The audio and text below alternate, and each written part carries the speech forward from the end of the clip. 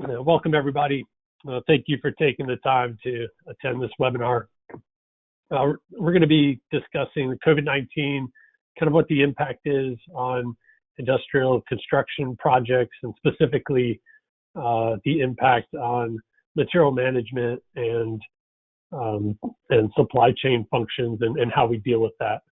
So there's no doubt that this global pandemic has changed the world in which we're living in, and companies look to make the best decision with really limited information right now. And I think the first response has been very responsible. I mean, it's been a safety first response. We've seen projects really restrict access and limiting to essential activities on the job site, focus on implementing some site access protocols to protect the workers that are essential on site.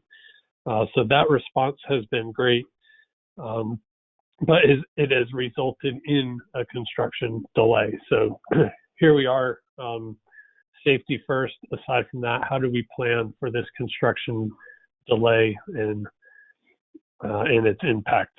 So with that, let me first start with introductions. I'm Bobby Ball. I'm the Chief Operating Officer at Atlas RFID Solutions, and I'm joined with today Cody Faulkner, Project Manager with Atlas RFID Solutions, who will be serving as our subject matter expert when we get into some of the practical dialogue. A quick safety topic. This has become all too familiar for all of us during the coronavirus pandemic, the precautionary measures that we are taking, staying at home, practicing our social distancing, washing our hands often, avoiding touching our face and eyes, nose, cleaning and disinfecting household services like countertops and doorknobs and our phones and things that are high touch areas, and obviously covering our coughs and sneezes and wearing masks and doing everything we can to help reduce the spread of any of those diseases. So with that, let's move into the agenda. I'm going to give a quick overview of Atlas RFID Solutions and Jovix to provide that context, talk a little bit about digital supply chain services on a job site, and then get into the meat of this webinar, talking about what we're seeing as impacted by COVID-19, and allow Cody to share some practical examples of what he's seeing in the industry, what he's doing, what folks are focusing on for next steps. So with that said, Atlas RFID Solutions, we're a software company based out of Birmingham, Alabama, founded in 2007. Atlas RFID is the company, and our product is Jovix. That stands for Job Site Visibility Extension. It is a construction-based software solution for industrial construction on capital projects, ultimately trying to ensure that materials are issued to construction so we can reduce material availability issues and ensure that craft are productive. So this is our world that we live in. On the right, it's a construction project, industrial construction. It all starts with engineering in a virtual world, and all of the supply chain activities and everything that takes us from a virtual world to the construction world. And it's all based on materials. We've got unique items, engineered components that come fabricated, manufactured across the global supply chain, and all the complexities of that to get it to construction and installed and turned over to the owner for that capital asset. So traditionally, this is the world that most are used to living in. It's a very paper-based process. Writing things down on a clipboard, a piece of paper, logging that information, filing those things. It's a very manual process, error prone. The construction industry has been just very laggard in adopting that technology. there's a lot of technology in the home office and a lot of very sophisticated engineering tools, automated design tools. But when we're on the physical job site, we have this technology void that we're trying to bridge that gap and leverage the technology in the field so that we can eliminate some of this frustration, error-prone processes that is hard to track. So that's Jovix, the software solution. We're focused on track and trace. That's answering the question of where's my material? How can I find it quickly? What's the status? What's the location? And maintaining the care, custody, of control as the material goes through the supply chain when it gets to the point of receipt on the site, handled into the laydown yard, and eventually requested, picked, and issued, and all of the quality control, inspections, preventative maintenance that happens in getting the material to the point of issue. So for Jovix, we have 3 modules. The first is track and trace. That's focused on the material location. It leverages what you see on the right side of the screen on the mobile device. It's got a map that's got the GPS location of where you're at, where the material is, shows you a cardinal direction and a distance. We can leverage the RFID to walk right up to it, find exactly what we're looking for every time. The next is mobile field transactions. That's automating the manual process that typically happens on a clipboard when we receive material by marking up a packing list or filling out a requisition or issuing that material. We replace all of that paper-based process on a mobile device, leveraging a digital packing list, going through, scanning the barcodes or the RFID tags, getting the material updated in the inventory, and allowing those material withdrawal requests to create a digital packing list, using the RFID and the GPS to go find the material and ultimately deliver that to construction when they need it. So I'll talk about some of the hardware that we leverage in making this work. The first is the auto identification tags.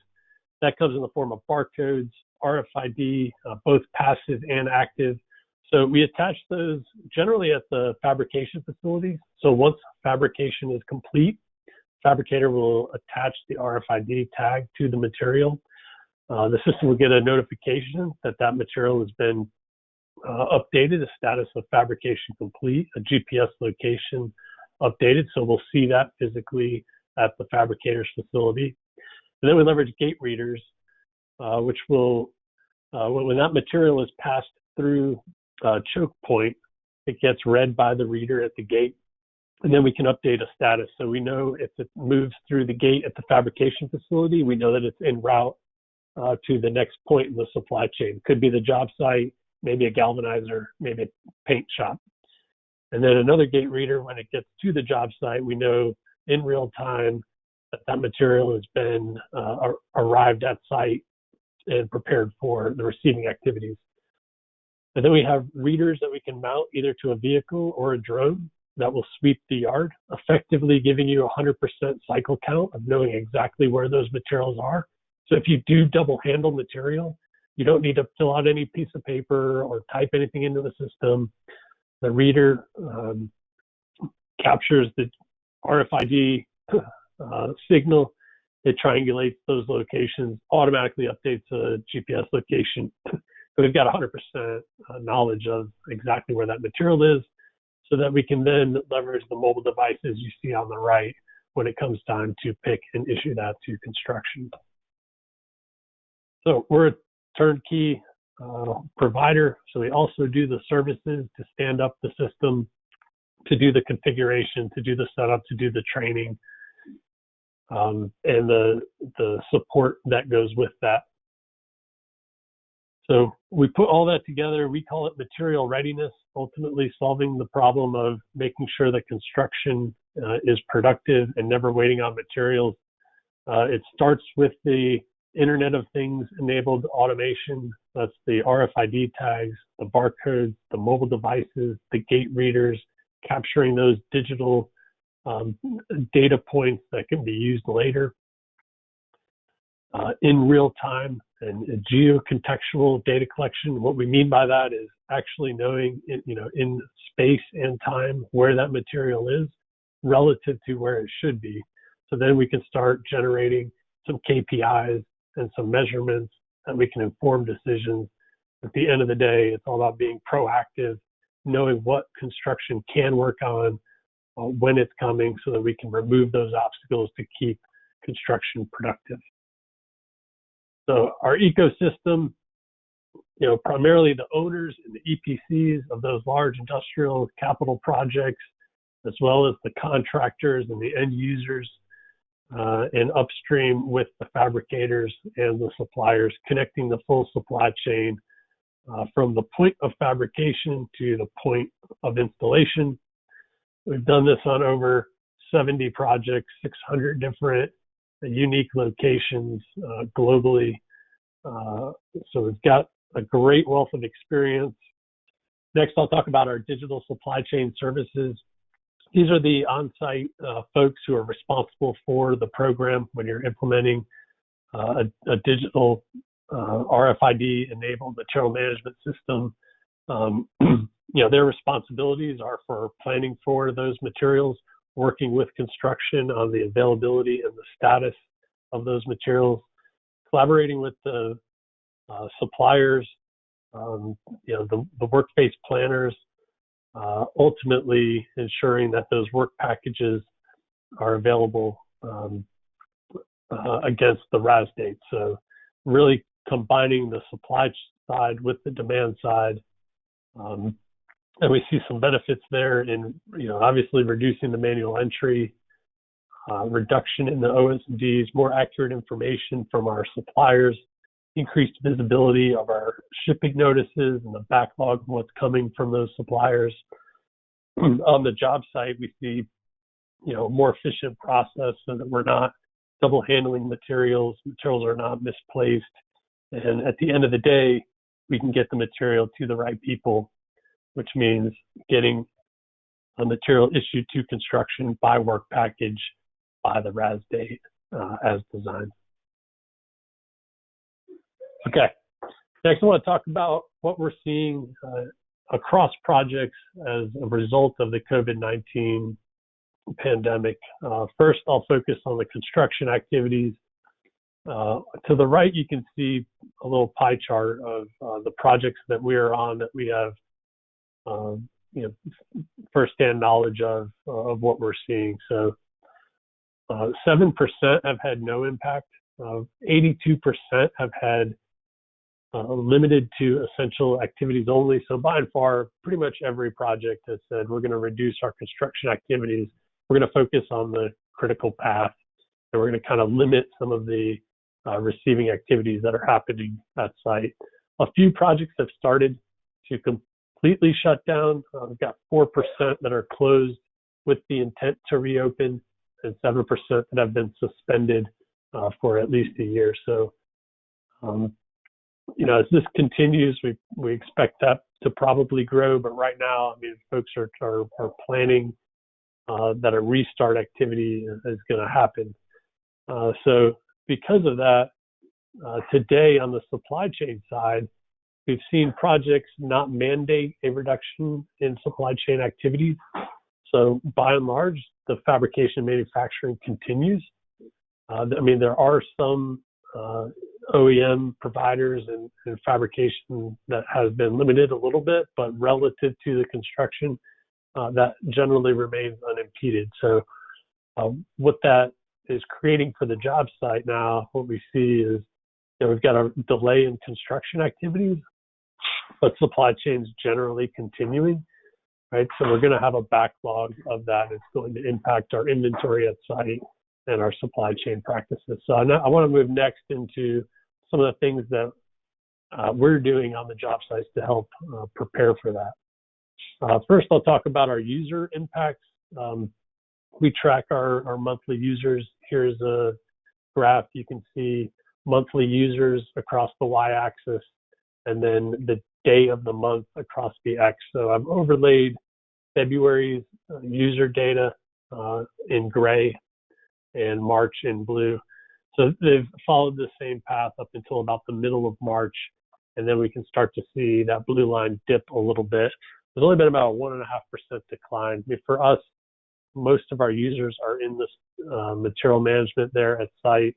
Generally, they fall under the essential activities. The warehouses have generally remained open. We've not seen much of an impact of that yet. However, we have seen some projects just do a quick receipt of material where a formal receipt will be done later with the larger workforce is there. And then we've also seen some staging of material, either marshaling at a laydown at site, a remote laydown, or in some cases having suppliers hold that material for delivery later. So the industry outlook that we see is it's expected to be a V-shaped restart. And what I mean by that is, there was a sharp decline very quickly. Almost all projects limited construction activities to the critical path or essential activities. So it's expected to rebound in a similar fashion where there was a very sharp decline initially. We're expected that it's going to be a very sharp ramp back up. I think protocols and safety restrictions will be in place, but in large, it's going to be, opening back up and getting things moving back again.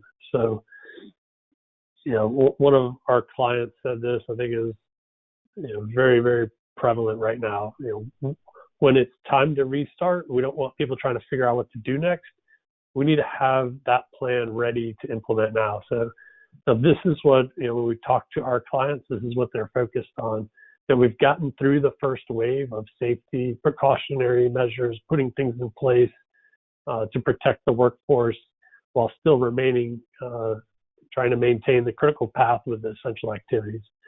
Now they're starting to focus on what do we do next. When we do restart, we need to know now what that is. We don't want to have to figure that out later. So I'll talk about how we play in that part. So our response, obviously we're focused on the essential work and the critical path and doing that. However, generally we're on site with our clients doing that. Now we're having to shift remote, as most field non-manual services on the site are working remote. CII posted this blog that you see here of one of our on-site workers that is currently working remote. So we're still doing the same things that we do with supporting, the material readiness aspect, but this situation has created an opportunity for us to focus on some of the data auditing and reconciliation. So as we have some limited construction activities, we have some, reduction in some of the distractions that happen on the day-to-day for the site. We can really use this time to focus on getting some of the data cleaned up. And that's really important. We'll talk about that in a minute.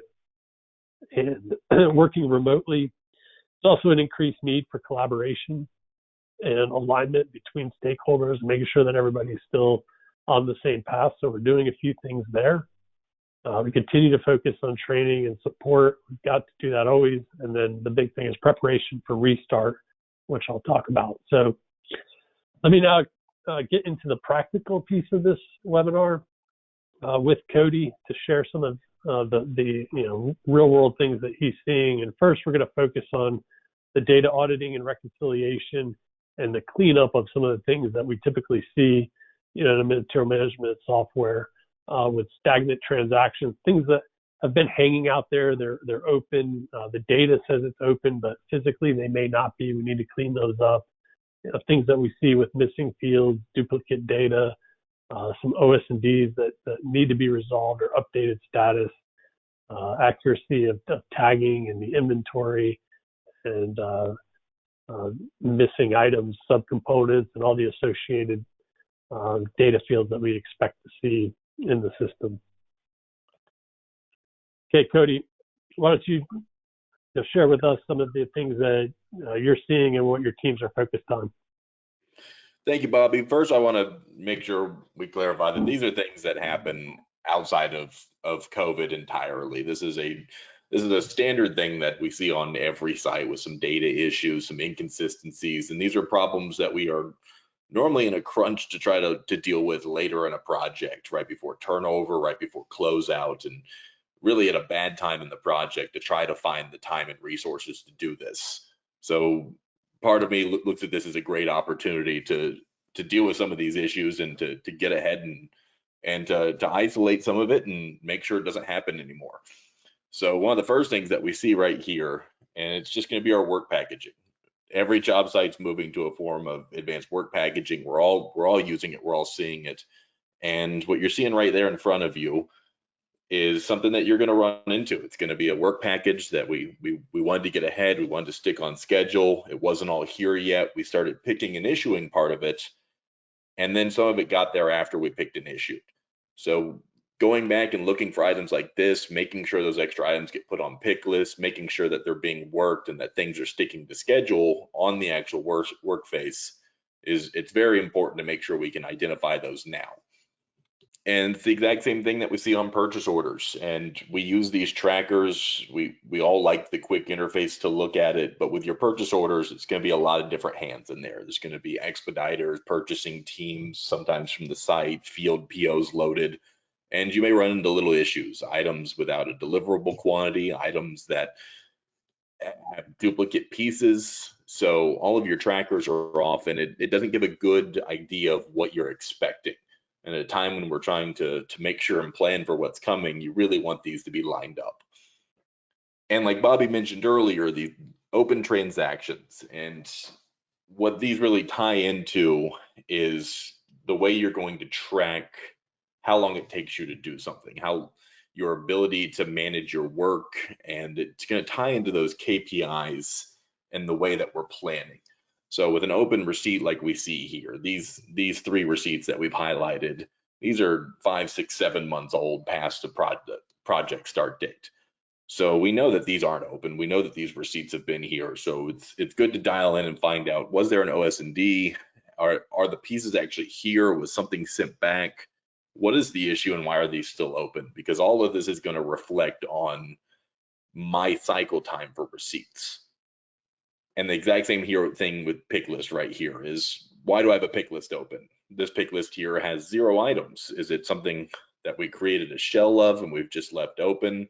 Go ahead and delete that. Let's get rid of it. Let's find out why these small pick lists from a month ago haven't been actioned. Does anyone even need this material anymore? Yeah, and Cody, these are common examples, but what happens in practice is, you showed the receipts up top, these 3 receipts that are open 6, 7 months. The inventory is not shown in the system, but physically it's there, right? So when it comes time to request that material, it's going to show that it's not in inventory.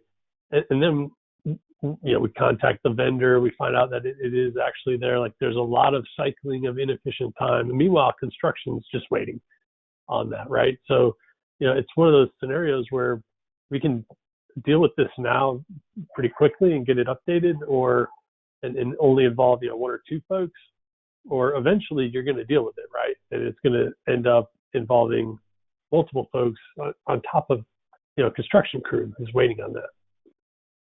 Exactly, and this is why we really like to look, especially at the pick list time and the open pick list. Is a pick list is created because a construction crew needed it. Someone requested material to keep working. So I really want to dial in on, is my material available in the system for my receipt? And if someone's asked for something February 5th and it's now April, why do they not have it yet? And if they do have it, why is it still showing in my inventory?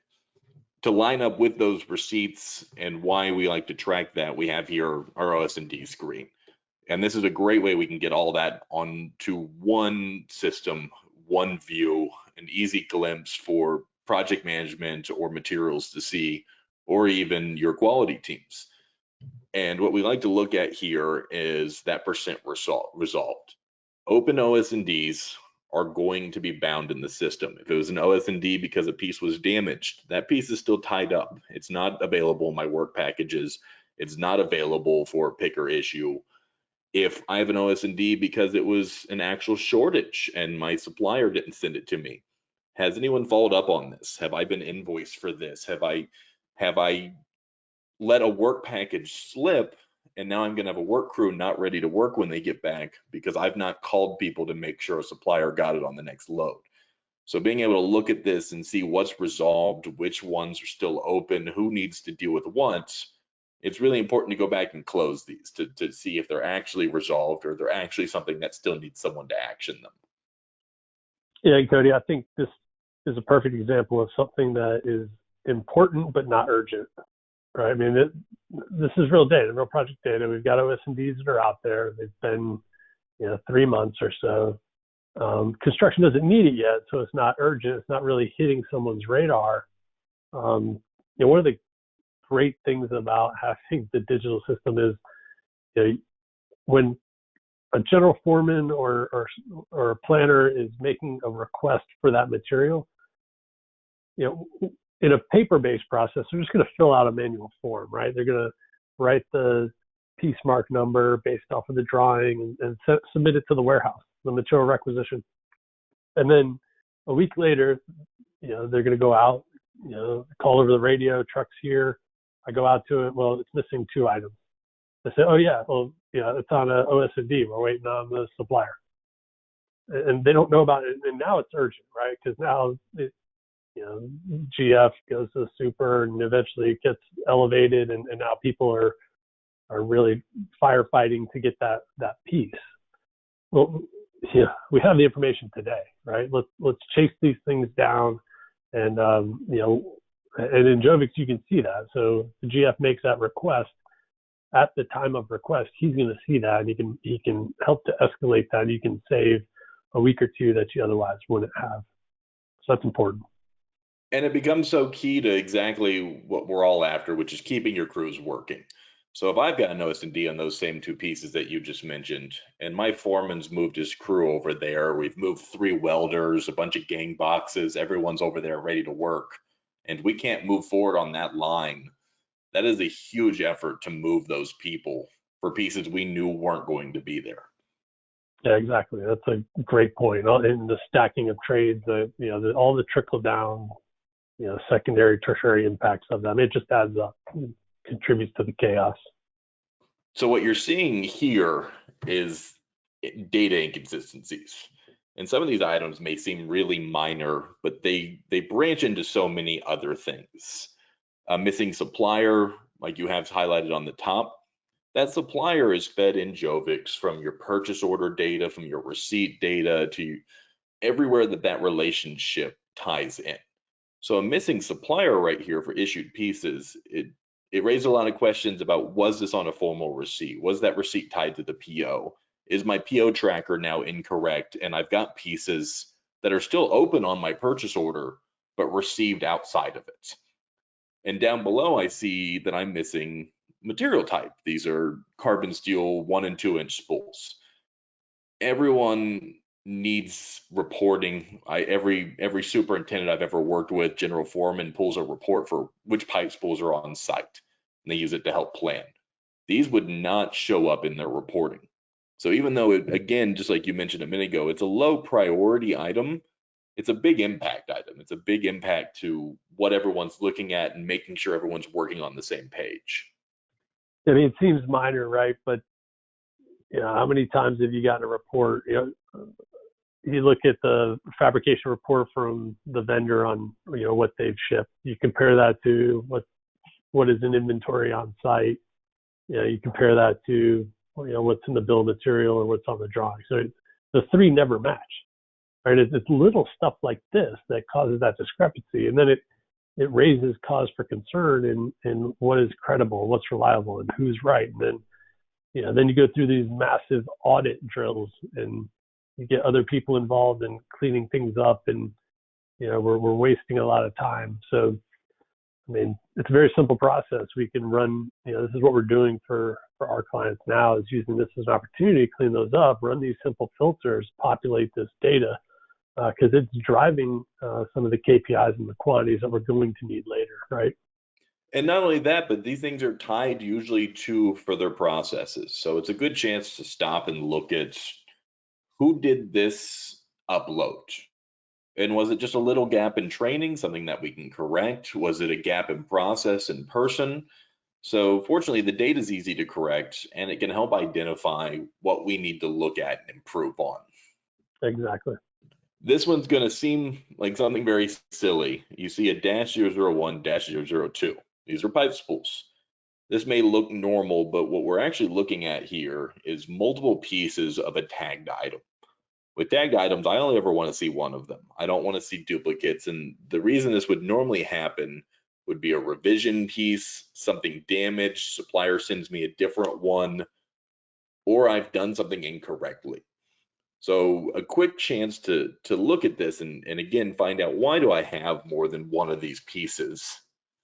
It's a good chance to find out what's wrong with my process, or what was wrong with this. Did a vendor actually send me two pieces marked this way?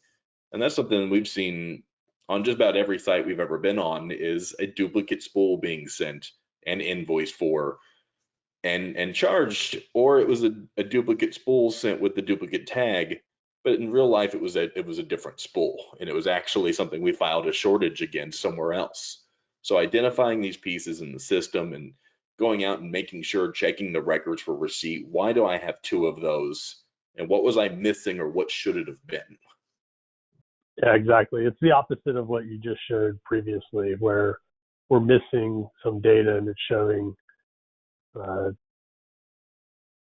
decline in inventory, and this is showing an inflated inventory. Yeah, Exactly. the accuracy of it's super important. My spool report may be on this one, an extra 260 spools may show up on my inventory report that I didn't order.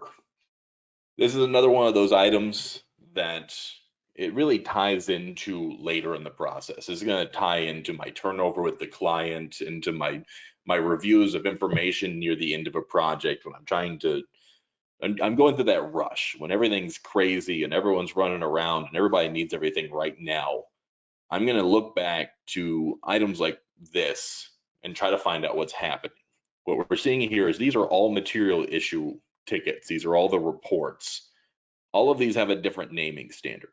Some of them are tied to work packages, some are tied to drawings, some are left to auto generate. If I've got a set process that I always need a drawing or a work package, I really want to dial in on this one that says MIR and this extended number. How am I supposed to relate this back to anything? Did someone break process, or is this a work package and I don't have a good record to show why this is related? Data work, we hate seeing things like this. Anyone turning over reports is going to hate seeing anything like this. And getting these cleaned up while the project is up and running it's a huge ask that will usually get neglected. And it may seem minor, but like you said, we have these best practices in there for a reason. And one of the things that happens is we get asked often to provide verification that something happened, right? Hey, give me the issue ticket for this work package because construction has a question about it, or maybe there's a discrepancy on what was actually issued, or did they actually get this material? So if I know the work package and we're following that process, I can very quickly go to the MIR and pull it up. And there's always a sort of forensic effort that goes on in answering these RFIs, and we have no idea what this MIR, random alphanumeric nomenclature is. It takes a lot of time. It's very inefficient. So we want to have a process in place to catch compliance against what the standard is, make sure that we have consistency. Because consistency in the data allows us to be efficient and accurate in what we do. On projects, acting as a material manager, I'd say a lot of the last few months I've spent, it's usually once the punch list crew gets there, testing crew gets there, it's trying to confirm where something got lost, when it was issued, where it was stored, and who did what with it after it was taken off for testing or to verify a line. And these right here are essential to knowing what I'm looking at and having a good reference back to when it was issued. And it just stops so much waste and man hours of looking for pieces that were there, they were issued, and we have a clear record of who got it on what date, and we can stop that, like you said, that forensics look of what happened. Okay, great.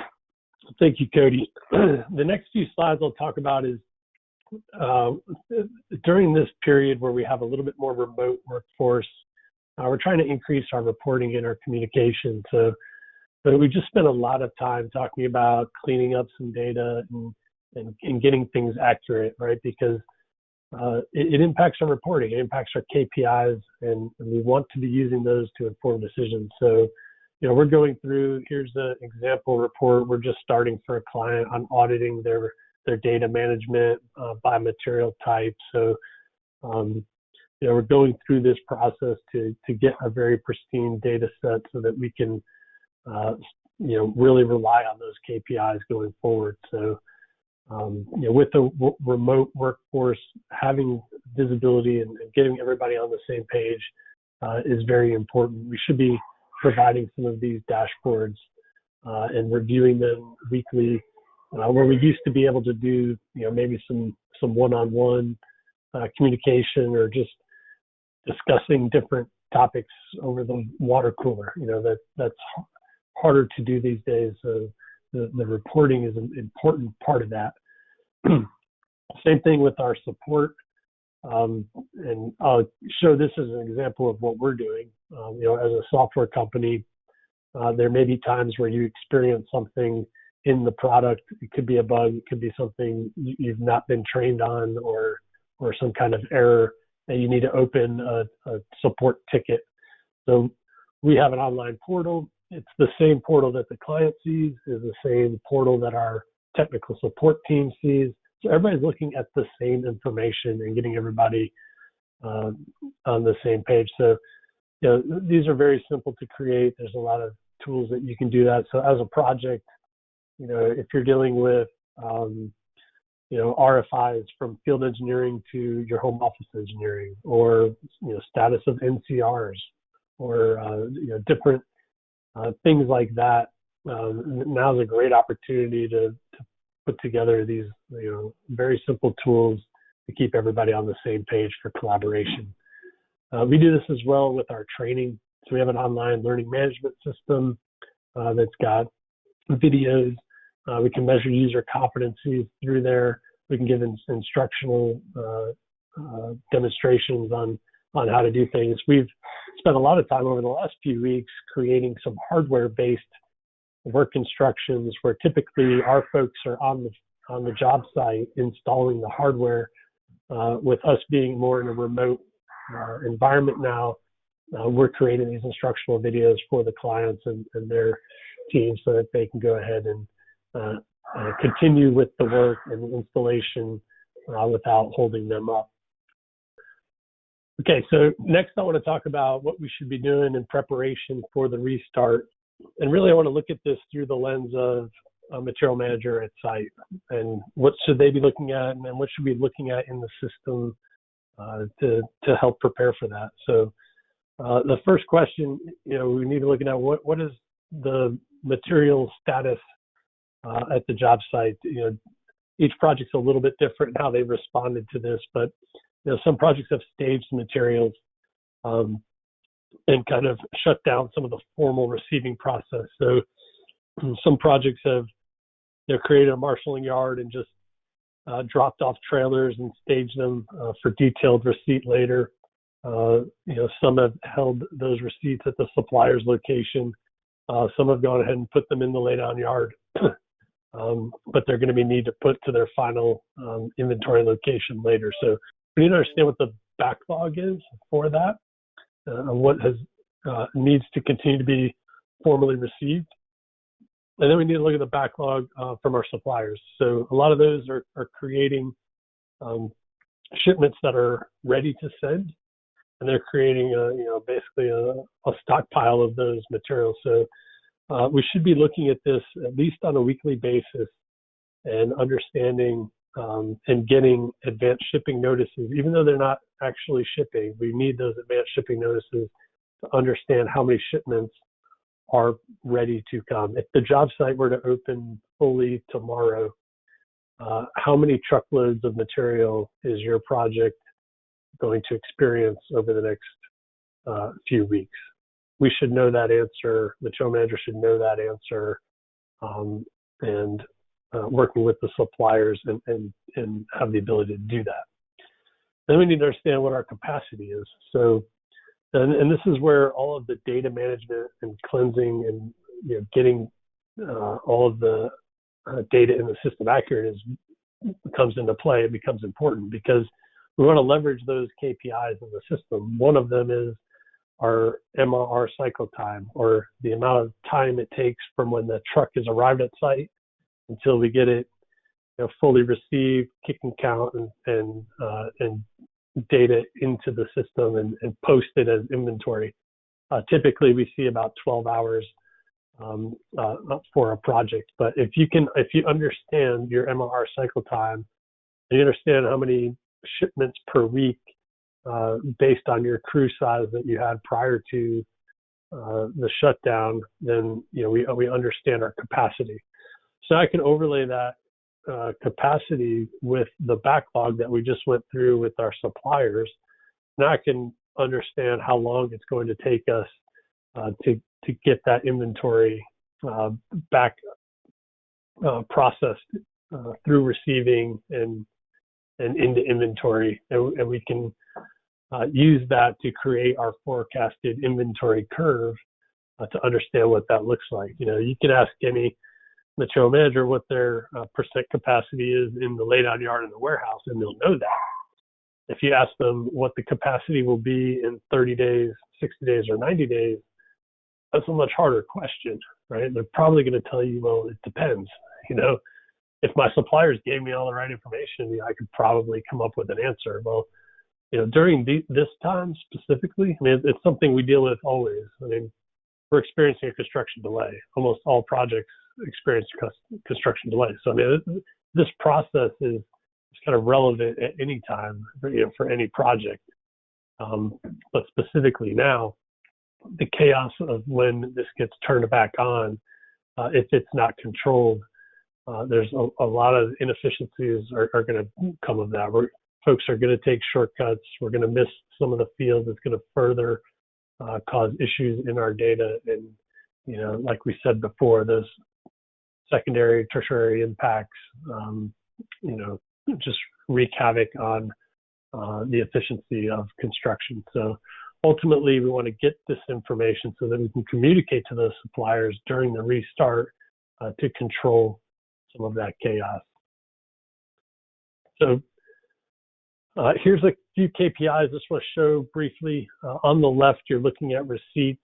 The blue bars are the average days that are open, and the red line at the bottom is the count of receipts that are open in that left open in that given month. So here, earlier 2019, we see that a very high days open, but very low number of receipts. What that's showing us is, this project had several receipts that just kind of remained open. This is the stagnant transaction that Cody talked about earlier.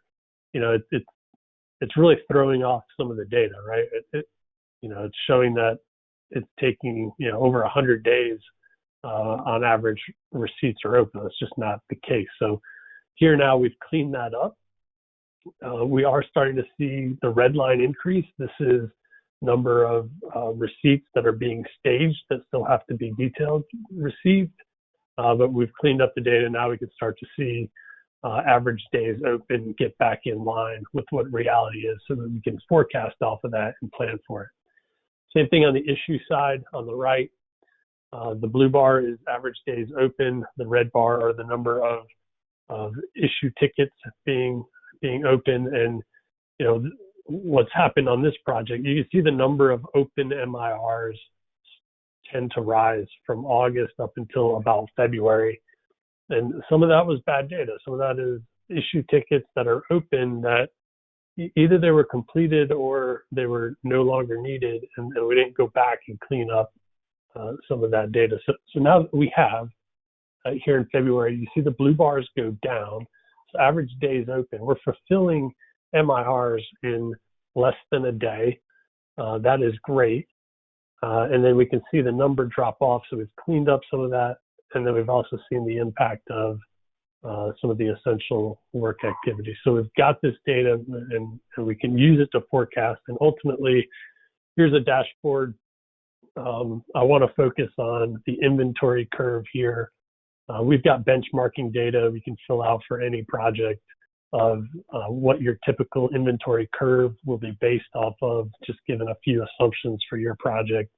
For this project specifically, we've seen a massive spike against the plan due to this delay in construction.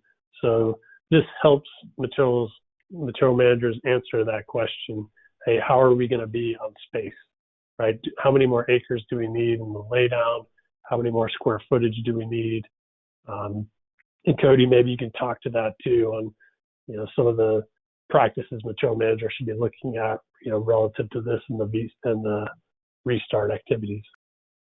We see small versions of this on every project. We see a delay around the holidays, delays at your suppliers, and then a big boost right afterwards. We have big snowstorms, weeks of rain, even hurricanes in some areas.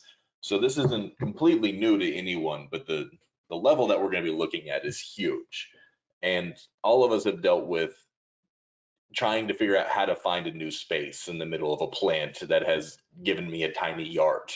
And we've all dealt with trying to find somewhere under a cooling tower that's not flooded to stick a few pipes, and knowing what I can handle and when it gets there is key to trying to start a bigger conversation around my suppliers and asking them to hold things, seeing if they've got any space to delay that, and trying to make sure that I don't end up putting something somewhere unsafe or letting a pipe get damaged or setting up a yard that's not safe for my crew to move around in or to drive their equipment in. Exactly.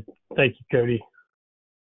So let me bring it back home here. In summary, what we've experienced in this time, obviously the focus on critical path and the material readiness of that's at the forefront of what everybody's doing to try to be as efficient as we can with that while maintaining the safety of our workforce as best we can.